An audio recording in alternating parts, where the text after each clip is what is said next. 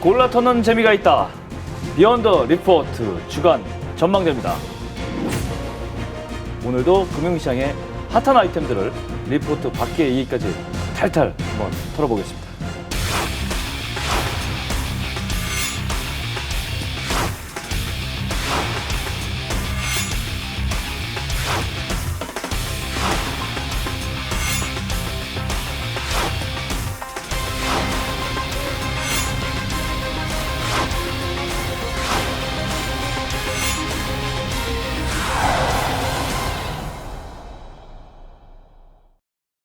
일단 지난주 가장 빅 이슈다. 그러면 국내 이슈들이 있겠죠? 대우조선해양 빼놓을 수가 없는데요. 아니 제가 이 얘기를 하기 전에 뭐 여기 계신 분들도 애널리스트 분들이지만 제가 최근에 컬럼에다가 도대체 왜 매도 리포트를 안 쓰셨냐고 내가 푸념을 했는데 정말 그 매도 리포트가 못 나올 정도로 굉장히 치밀하게 조작된 것이다. 이렇게 그래서 의심을 품고 있는 건데 하여튼 그래도 좀 회사의 하우스비 생각하지 마시고 대우조선해양에 대한 얘기를 조금 정리를 하고 넘어갔으면 좋겠습니다. 어떻게 생각하십니까? 글쎄요. 모든 애널리스트는 다 신이 성실한데 신이 성실과 결과가 일치하지는 않을 수도 있다. 라는 뭐 예가 아닐까 싶고요.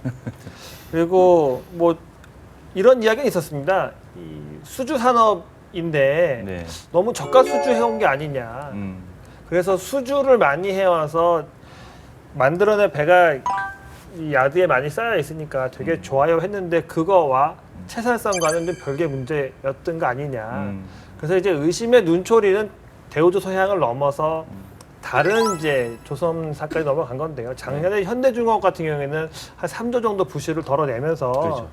이제 그 아픈 환부를 다 도려낸 것이 아니냐 이런 생각을 했다가 대우조선해양이 이렇게 한번 다시 격변의 수면 위로 올라오다 보니까 그러면 나머지 회사들도 계속 문제가 남아 있는 거 아니야라는 회색 안경을 낀 뭐 눈빛이 좀 가지다 보니까 대우조선해양에 문제가 있은 이후로 대우조선해양을 제외하더라도 뭐 현대중공업, 삼성중공업 한 10% 이상 주가가 더 빠졌으니까 네. 아무래도 한 가지 일로 조선업계 전체적으로 좀 어떤 불확실성이 더 확대된 거는 좀 뭐 맞는 것이 아닌가 뭐 이렇게 볼 수 있겠습니다.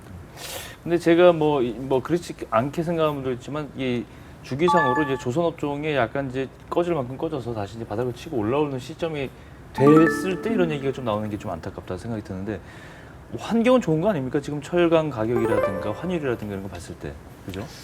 근데 이제 저희가 보기에는 어떤 업황에 대한 문제라기보다는 사실 이제 그 투명성과 어떤 그 투명성에 대한 얘기인 것 같아요. 네. 그리고 근데 저는 이제 어떻게 보냐면 의외로 이렇게 이슈가 터졌는데도 이제 조선주들은 많이 빠졌지만 이게 또 전체 어떤 한국 기업이나 다른 산업으로는 별로 이렇게 크게 영향은 그렇죠. 안 줬던 걸 보면 예, 예. 분명히 악재의 끝말이에는 분명히 있는 것 같다. 근데 저는 좀 그렇게 좀 보고 있는데 제가 듣기에는 옛날에 한진중공업 같은 경우에 이제 저희 탐방 갔던 애널리스트 이제 그 동료가 해주는 말이 정말 허리띠를 조를 수 있는 만큼 줄여서 이는 더 이상 줄일 게 없다고. 그런 얘기를 하는 걸 보면 분명히 이제 굉장히 힘든 국면이고 아직까지 업황이 좋아지고 있지는 않지만 그만큼 어떤 면에서는 굉장히 좀 뼈가 깎는 노력들을 좀 하면서 황골 탈퇴를 하려는 조짐들 조금씩 나타나고 있는 게 아닌가 그렇게 좀 보고 있습니다. 22일이죠. 지난 22일 배럴당 50달러를 유지하던 이 서부 텍사스산 원유 가격이 4월 이후 처음으로 49달러를 찍으면서 이제 50달러 밑으로 떨어졌단 말이죠. 이런 원유뿐 아니고 금이라든가 구리라든가 설탕이라든가 이런 원자재 모든 종목들이 다 보시면 다 더 잘 아시겠지만 추세가 하향으로 꺾였단 말이에요. 최근에. 근데 이게 오늘은 그래서 오늘 주망대에서는 원자재 가격 변화와 앞으로의 전망 그리고 도대체 왜 그런가 이런 것까지 한번 진단해보고 전망해보는 시간을 가져보도록 하겠습니다.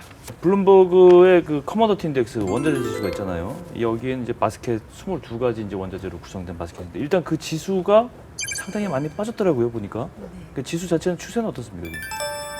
현재 일단 원자재 가격 주요 품목들인 금이나 구리, 원유 가격들이 뭐 금융위기 이후 지금 5년, 6년 내 최저치 지금 수준에 있고요. 네. 일단 뭐 블룸버그 이제 원자재 지수는 이제 13년 내 최저치로 하락한 수준입니다. 예.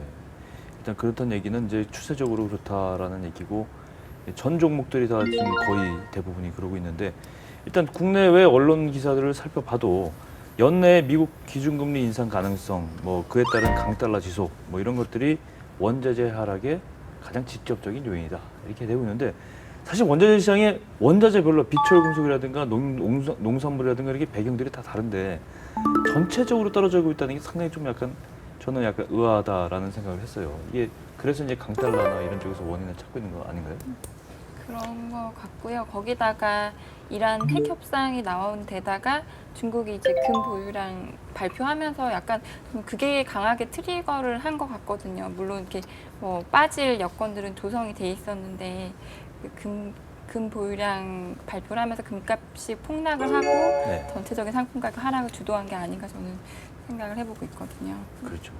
이 유가 관계는 정말 그 지정학적인 문제가 제일 심한 것 같아요. 이 이란 얘기가 딱 나오자마자 작년 7월에 104달러였단 말이죠. 근데 이제 거의 지금 심리적으로는 반토막 이상 잘라진 것 같은데 앞으로 어떻게 구조적으로 계속 이렇게 장기화될 것이다 이런 전망도 나오고 있는데 어떻게 보십니까?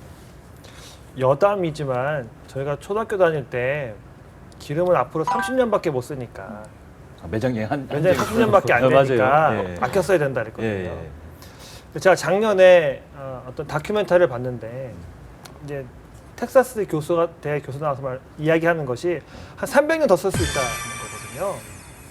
그러니까 원자재 가격이 예. 어떻게 보면 과연 반등할 수 있을까? 네. 그럼 뭐 기인호흡에서의 그런 생각이 한번 들었기 때문에 음. 지금은 뭐 이런저런 사유로 저희가 이렇게 변동성이 커지는 국면을 보고 있지만 어떻게 보면은 원자재 가격이 오를 만한 이유가 뭐가 있을까라는 차원에서 생각을 해보면은 이렇게 좀 낮은 레벨에서 머물러 있지 않을까라는 생각도 한번 해봤습니다. 그렇죠. 근데 원유라든가 이런 것과는 달리 저는 개인적인 의견이지만 금값이 지금 2,000달러 거의 육박했다가 지금 1,100달러대죠? 네, 맞습니다. 반토막이 됐는데 이 기축통화 이 근본 이 화폐 제도가 이어진 이래 이렇게 금이 이렇게 소외받는 것 이걸 특별한 의미를 좀 부여해야 되는 거 아닌가 싶습니다. 네, 금의 위상이 상당히 추락했다. 뭐 날개 잃은 천사 뭐 이런 얘기까지 나오고 있는데요.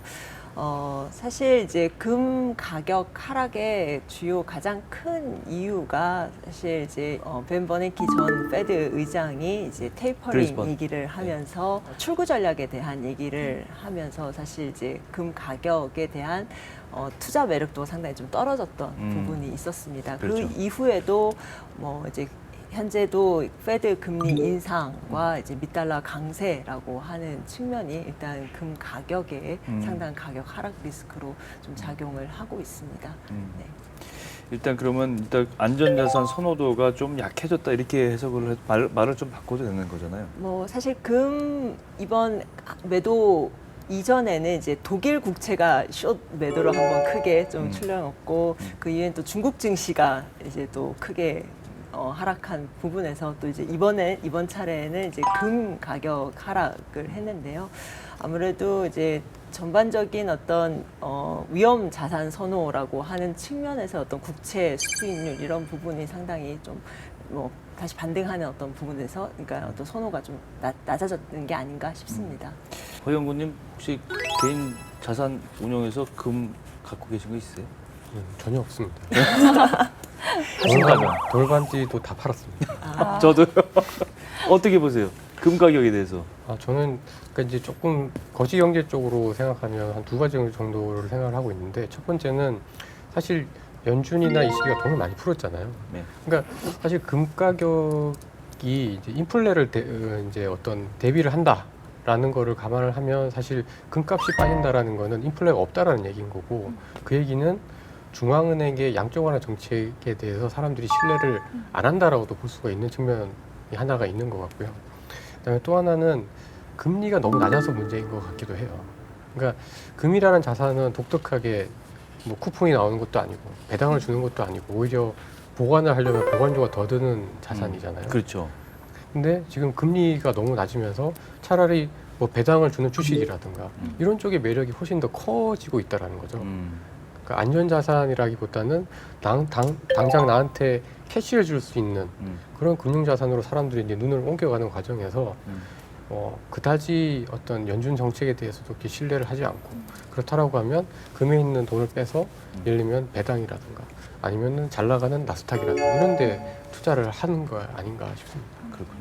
현물보다는 종이로 된 자산에 더 관심이 포커싱이 맞춰진다 이렇게 생각이 되는데 최근에 저희가 이런 얘기를 하는 이유가 이게 과거와는 달리 최근에 들어서 특히 대체 투자라면 이제 원자재가 포함이 될 수밖에 없지 않습니까? 일부가 포함이 되든 많이 포함이 되든 그러니까 개인 투자자분들도 이 대체 투자 원자재에 관심을 굉장히 많이 갖고 있어요. 그러다 보니까 이제 이런 얘기를 하는 건데 원자재마다 특성이 다 있고 또 금이나 이런 거하고 화폐 이런 거와 관련된 금이나 또 원자재 또 다른 축이 농산물하고는 또 다른 얘기란 말이죠. 근데 농산물 가격도 한꺼번에 다 무너지고 있어요, 요즘에. 그러니까 이 농산물을 같이 따라가는 거로 봐야 되냐. 저도 이제 개인적으로 그런 의문이 드는데 곡물 시장의 이 하락세는 어떻게 좀 해석을 해야 될까요? 엘니뇨 때문에 네. 날씨가 어수선해서 곡물 작황도 어수선할 거다 이런 이야기가 나오는데 실제로 글로벌 곡물 가격에 가장 많이 영향을 미치는 거는 미국 중부 지역에 그 말타고 옥수수 키우는 농장들 여기인데 작황이 되게 좋다는 겁니다. 그렇기 때문에 우리가 기후 변화 때문에 작황이 되게 안 좋을 거다 생각을 하지만 실제로 되게 좋다는 거죠. 그리고 저희가 접하는 대부분의 가격들은 선물 가격이거든요. 실물 그렇죠. 가격보다는 선물 가격을 그렇죠. 통해서 저희가 가격을 보게 되는데 예. 그렇게 되면 선물가 자체는 떨어지게 될 가능성이 높다는 거죠. 어. 그래서 전반적으로 생각하는 것보다는 곡물가 자체도 되게 낮아지게 되는 형태로 간다는 겁니다. 그리고 이 원유나 또 어떤 철금속과는 다르게 곡물 같은 경우에는 보관을 오래 하지 않는 쪽으로 움직이게 되거든요. 네. 그러니까 저금리인 상태에서는 보관 비용이 덜 드는 매력도 있지만 그렇죠. 또 상대적으로 이 들어가는 비용이 낮아지기 때문에 또 빨리빨리 회전시켜줘야 되는 부분들 그래서 전반적으로 곡물이 공급이 줄지 않고 있다. 그래서 떨어뜨리는 거다. 그래서 지금은 이제는 곡물까지도 같이 떨어진 현상이 나타나고 있다라고 지금 보고 있습니다. 엘니뇨라고 자꾸 얘기를 요새 얘기하는데 실제로 웨더마켓 굉장히 중요하죠. 원자재 시장에서. 근데 실제로 엘니뇨에 대한 어떤 그 조짐이라든가 이런 게 있어요? 현재 사실 엘니뇨는 중간급으로 진행이 되고 있는 상황입니다. 적도 동태평양 해수면 온도 편차가 일단 과거 평균 대비 0.9도씨 이상 지금 높은 상황이라서 그러니까 쉽게 말하면 지구가 조금씩 뜨거워지고 있는 상황입니다. 이제 이 엘니뇨 현상이 보통 이제 12월 연말쯤에 더욱 강해지면 정말 이제 슈퍼 엘니뇨가 오는 거냐라고 하는 지금 우려가 그러니까 매년 이렇게 사이클이 좀 있더라고요. 네, 그러니까 그렇습니다. 심한 해가 있고 또 심하지 않은 그래서 해가 지금 있고. 그런 우려가 상당히 좀 큰 상황이고요. 뭐 앞서 말씀하셨듯이 미국 그 중서부 중부 곡창지대에는 최근에 사실 그 5, 6월에 미국 강수량이 역대 최고를 찍었습니다. 그러니까 너무 많은 비로 비가 그 곡창지대에 이제 씨앗 파종을 해놨는데 씨앗이 씻겨 내려가거나 약간 그렇겠네요. 병충해 피해 때문에 일부 약간 곡물 가격이 좀 반등하는 모습을 보였다가 이제 저희도 이제 여름 되면 조금 건조해지잖아요. 네. 이제 비가 이제 더 이상 이제 내리지 않는 부분에서 좀 날씨 우려 완화 부분이 좀 가격 최근에 다시 좀 가격이 좀 조정을 보이는 모습입니다.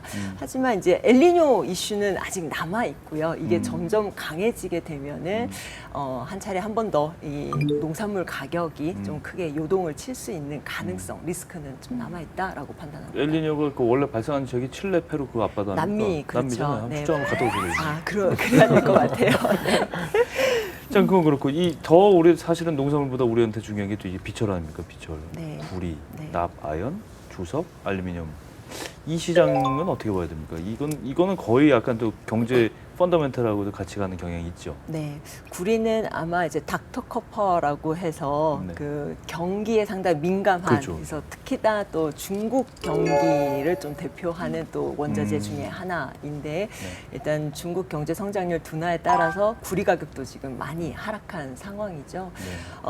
구리 시장은 사실 이제 수요뿐만이 아니라 그동안 워낙 가격이 이제 강세 시기에 남미의 어떤 구리 광산 프로젝트들의 돈이 많이 좀 유입되면서 지금 상당히 남미 그 칠레나 페루 지역에 또 아프리카 잠비아 이런 지역에서 신규 구리 광산에서 공급 나올 부분이 상당히 많습니다. 그런 부분이 과잉 공급에 대한 어떤 부담이 여전히 좀 남아 있는 상황이고요. 그래서 어제 사실 이제 골드만삭스가 현재 구리 가격에서 20% 정도 더 추가 하락할 수 있다. 그러면서 그러니까 장기 단기 구리에 대한 전망치를 대폭 하향 조정을 한 어떤 또 부분이 상당히 투자 심리를 위축시킨 어떤 부분으로 작용을 했습니다. 제가 들어오기 전에 보니까 LME 전기동이 한 톤당 4,000불 정도 수준 아닌가요? 지금 현재는 한 5,300달러 5,000, 정도입니다. 아, 네. 그러면 4,000달러대로 떨어질 수 4,500달러 정도. 네, 2017년, 2018년까지 4,500달러 평균으로 일단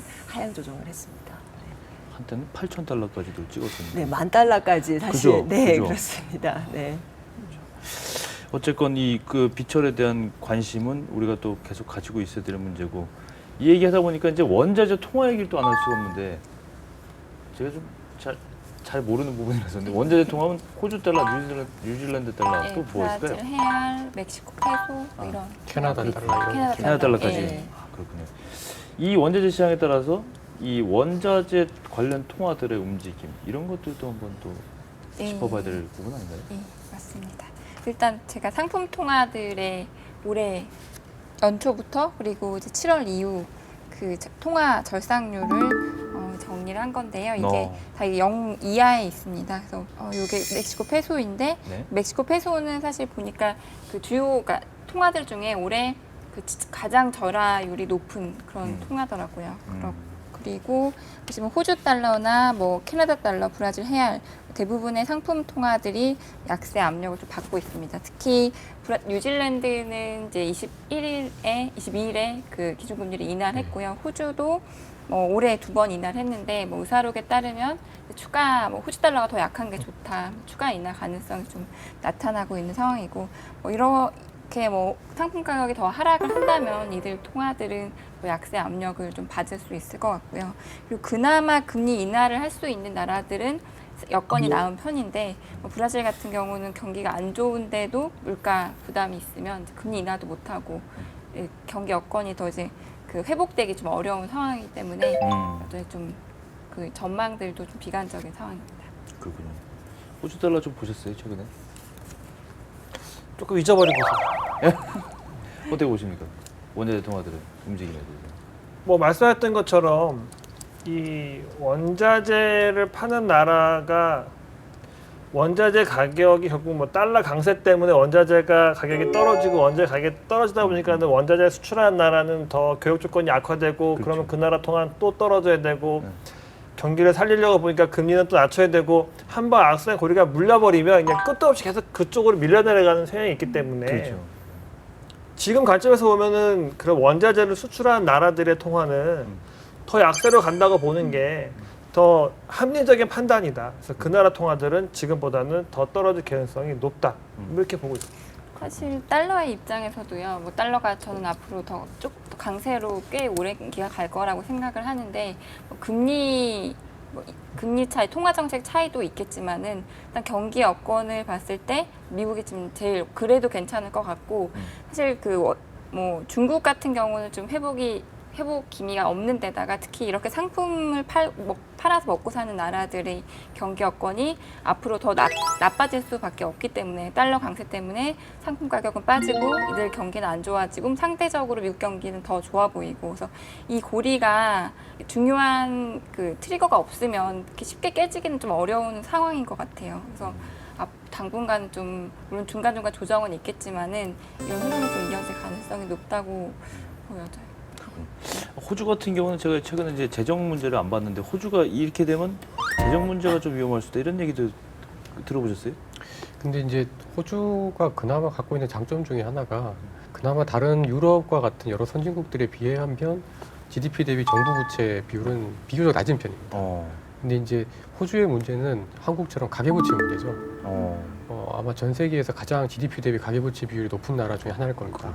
그래서 사실 이제 호주는 이제 두 트랙이었죠. 하나는 이제 그 광산과 같은 원자재가 한 트랙이고 하나는 이제 그 부동산, 특히 이제 중국 사람들이 또 이렇게 시드니 이런 데 막 집 사고 이제 이런 걸 통해서 관광 뭐 이런 거가 이제 투 트랙이었는데 지금 둘 다 잘 안 되고 있는 거죠. 그러니까 가계부채 때문에 부동산 더 올라가기 쉽지 않은 상황이고 네. 원자재 가격은 계속 빠지면서 이제 환율은 계속 더 절하가 되고 있고 이러니까 사실 정부 입장에서 할 수 있는 거는 금리 인하밖에는 사실 없는 거죠. 그렇죠. 근데 금리 인하하면 또 가계부채 문제가 더 생길 수가 있으니까 빨리도 못 하겠고 그래서 호주도 뭐 꼭 굳이 제2의 그리스다 뭐 이런 얘기까지는 하고 싶진 않으나 여러 가지 상황상 선택할 수 있는 옵션이 굉장히 좀 적어지고 있는 상황이면은 틀림없는 것 같습니다. 그렇군요. 다시 좀 유가 얘기 돌아와서 이제 우리 파생 그 결합 상품 파생 결합 증권 DSL, DLS죠, DLS, 데리버티브 그러니까 빨리 말씀해 주세요. 링크드. 예, 아 죄송합니다. 이 굉장히 이 부분에서 투자도 많이 그동안 되었고 제가 통계를 봤더니 말이죠. 이런 그 파생 결합 증권의 발행 금액이 지난해 하반기에 12조 정도였는데 올해 상반기에만 아니 이 올해 상반기까지 지나고 보니까 13조 8천, 14조까지 늘었단 말이죠. 여기 중에서 원유를 기초 자산으로 한 DLS가 무려 220%가 늘어난 이 중에서 이제 5,800억 원이 있다 이렇게 했는데 그만큼 이제 아까 말씀하신 대로 이제 핫 아이템이 이제 원유였단 말이에요. 그러니까 이게 포함된 파생 결합 증권에 대해서 투자를 개인 투자들이 많이 했고 관심도 많이 가지고 어떻게 봅니까? 이제 지금까지 수익률 당시 기점에서 지금 원유 유가 이렇게 했으면 너긴 구간에 뭐 곧 돌입한다는 뭐 이런 얘기도 들리고 하던데.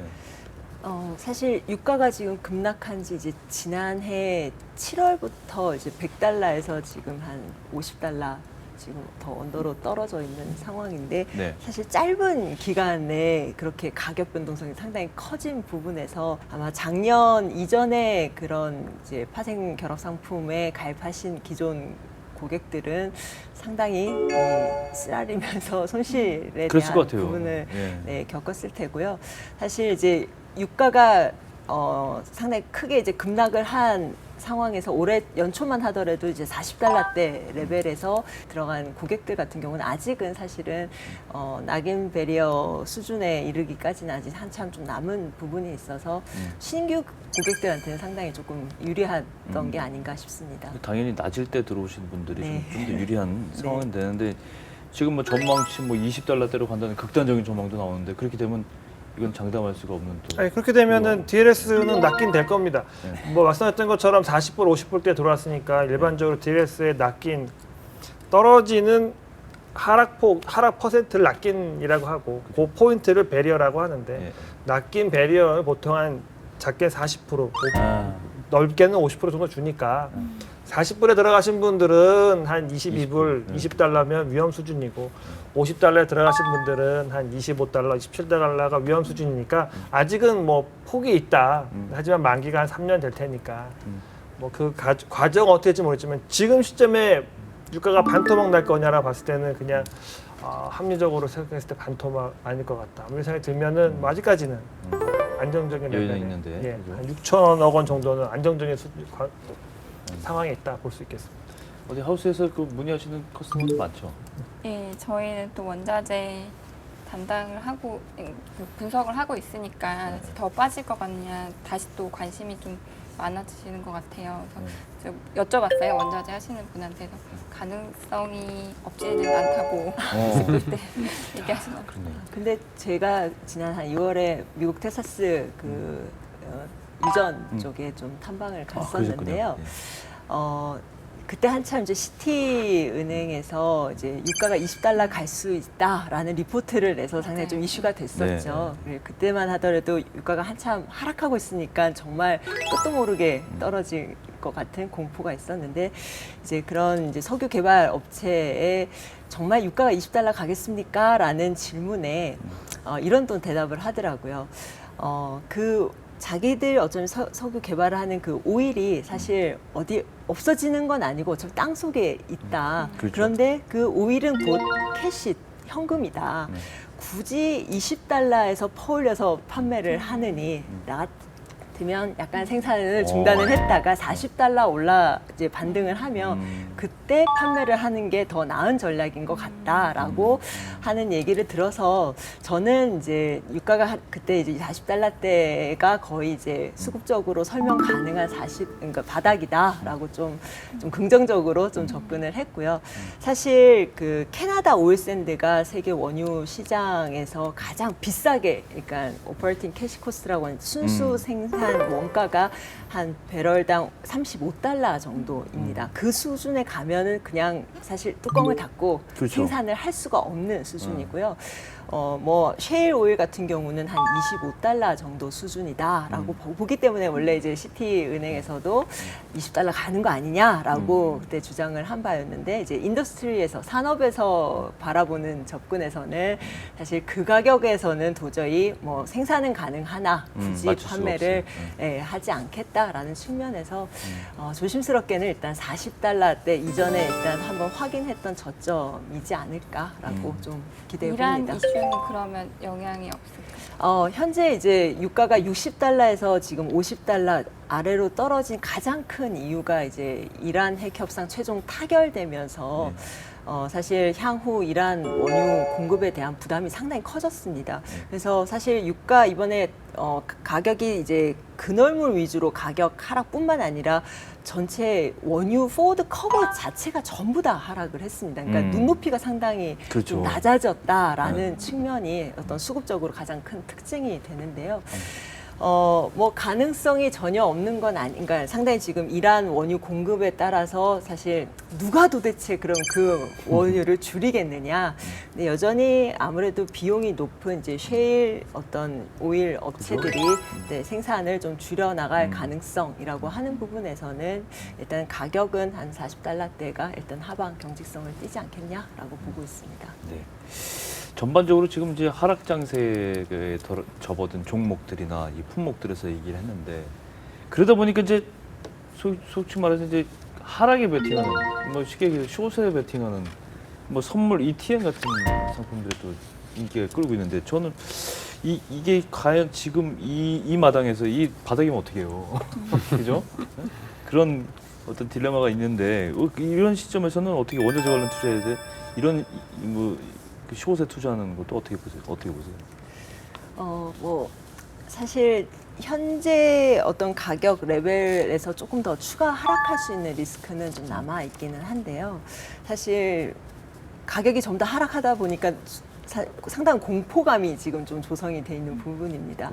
근데 저는 좀 반대로 이제 위기 속에 기회가 있다라고 한 측면에서 사실 가격 레벨 상으로는 거의 좀 저점에 앞서 이제 원유도 사실 40달러대가 일단 좀 저점 수준으로 좀 확인을 한 부분이지 않나 보고, 금 가격도 사실 이제 1000달러대가 상당히 중요한 어떤 이제 저지선이 될 텐데요. 그 가격 레벨에서는 뭐 중국, 인도 쪽 아시아의 어떤 귀금속 저가 매수라고 하는 부분에서 좀 가격이 더 이상 떨어지진 않을 거다라고 하는 좀 기대가 있어서 현재서는 추가적으로 어떤 그런 숏에 베팅을 하기보다 조금 기회, 어떤 저가 매수 기회를 조금 보는 게 어떤가 싶습니다. 어떻게 보십니까, 소영군님? 중국 주식 시장이 너무 화랑이어서 가정주부들이 금 갖다 팔아가지고 주식 사서 네. 금가에 빠졌다 이런 기사도 그래서 있었으니까요. 글이 있었어요? 한 가지 제가 원자재가 좀 개인적으로 잘 이해가 안 가는 부분은 2008년도에는 원유가가 200달러 간다는 전망은 나왔었고 네. 작년에 20달러 간다는 전망 나왔었는데 전망의 극단치를 놓고 보게 되면 10배 차이 나니까요. 네. 코스피를 지수로 놓게 되면 누구는 1000포인트 간다고 누구는 10,000포인트 간다는 거거든요. 근데 제가 그냥 교과서적으로 봤을 때 금리랑 원자재 가격 중에 하나는 금리가 낮으면 원자재 가격이 올라간다. 왜냐하면 개발 비용이 싸지만 보관 비용도 싸기 때문에 지금 물건을 서둘러 팔 필요가 없다. 보관을 하고 가격이 올랐을 때 팔면 되니까 지금은 보관하고 개발을 하고 가격이 오르면 판다. 그래서 저금리일 때 상품 가격이 올라간다라는 게 일반적 교과서적인 설명인데 그것이 안 맞아 떨어지고 있는 거죠. 그럼 결과적으로 이 원인은 달러 때문이냐? 달러 이전에 구리 가격은 계속 하락하고 있었던 거죠. 결과적으로 제가 볼 때는 수요가 따라올 거냐에 대한 문제, 수요가 따라오지 않는다고 하면 공급자들도 울며 겨자 먹기로 운전자금 확보를 위해서는 저가에도 팔 수밖에 없는 거 아니냐라고 보면 원재 가격은 언제든지 떨어질 수 있다라고 생각해서 개인적으로는 조금은 좀 조심하고 싶은 투자 자산이다라고 생각을 하고 있습니다. 수익률은 그만큼 더 다른 거에 비해서는 수익률이 나을 수도 있겠죠, 당연히. 또 보시는 것처럼 원유 가격 하루에 7% 8%씩 떨어지기도 하고 오르기도 하고 이런 높은 변동성을 갖는 상품에 투자하시면은 밤에 잠을 못 주무실 수 있어요. 네, 맞습니다. 저도 경험이 있습니다. 예, 저 숙면을 원하고 있습니다. 예, 저 원자재 슈퍼 사이클 정말 크게 치고 올라가는 대가격을 볼 시기는 지났다 이렇게 얘기하는 분들이 이제 많이 나오고 있는데 어떻게 보십니까? 전반적으로 원자재 슈퍼 사이클은 끝났다라는 의견에 동의하십니까? 예, 저는 특히 중국 수요에 대해서 저는 좀 부정적으로 보고 있기 때문에 원자재 시장의 슈퍼 사이클은 끝났다라고 저도 생각을 하고 있고요. 근데 이제 좀 지켜봐야 될 거는 보통 보면은 이제 원자재 가격이 이렇게 상승하는 국면에서 이제 투자가 많이 이루어지잖아요. 근데 그게 한 3년에서 4년 지나면 그게 공급으로 돌아온다라는 거죠. 그리고 가격이 빠지고 나면 이제 설비 투자를 이제 안 해서 공급이 줄고 그게 또 3년이나 4년 지나면 그 다음에 이제 또 실제로 이제 공급이 줄어서 그때 이제 가격이 반등을 하게 되는데 중국이 이제 2011년에 이제 성장률이 피크를 찍고 이제 떨어지기 시작을 했고 그렇죠. 그때가 구리 가격의 바닥이었습니다. 네. 그러니까 지금 이제 4년 이제 됐다라는 거죠. 근데 물론 이제 중국이 아직까지도 이렇게 설비 투자를 확 많이 줄였다거나 그런 생각은 들진 않아요. 아직 여전히 좀 더 구조조정을 해야 되긴 하는데 그래도 이제 4년째 지나고 있기 때문에 제가 봤을 때는 슈퍼 사이클은 끝났지만 그렇다고 해서 이게 10년, 20년 계속 가격이 빠질 거냐 그건 아니고 한 하락 사이클에 한 6분응선, 7분응선 정도에 간 거 아닌가 저는 그렇게 보고 있습니다. 그러면 서영권님 같은 경우는 이제 이렇게 사이클 끝났다.